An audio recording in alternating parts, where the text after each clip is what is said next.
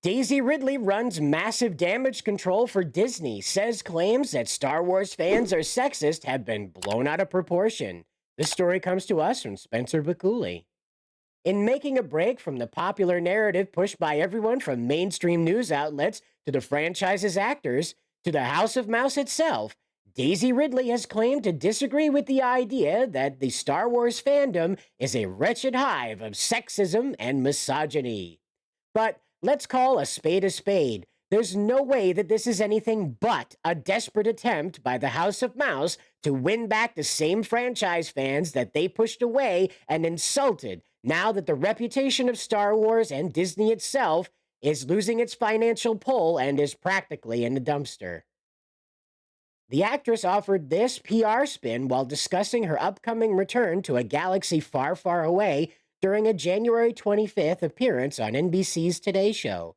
Therein, after sharing her excitement towards being asked to reprise her role as Rey, Ridley was pressed by the host Dylan Dreyer for her thoughts on the fact that, quote, speaking of Charmin Obaid-Chinoy, there are some of the, I would say, extreme Star Wars fans who have made this conversation on the internet about how they don't want a female director, which Dreyer opined seems bizarre because episodes of The Mandalorian were directed by females, and I mean Kathleen Kennedy has been overseeing all of this.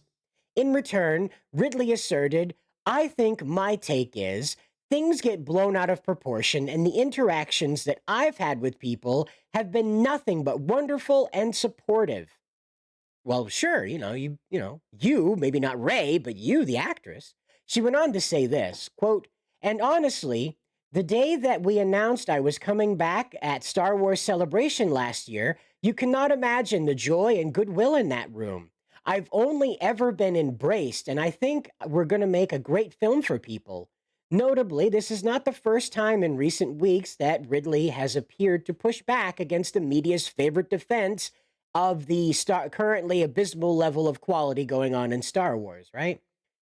Earlier this month, asked by French entertainment news outlet Allociné if she could recall how she felt during her surprise unveiling of the Rey film at last year's Star Wars Celebration, the actress detailed, quote, it was wonderful.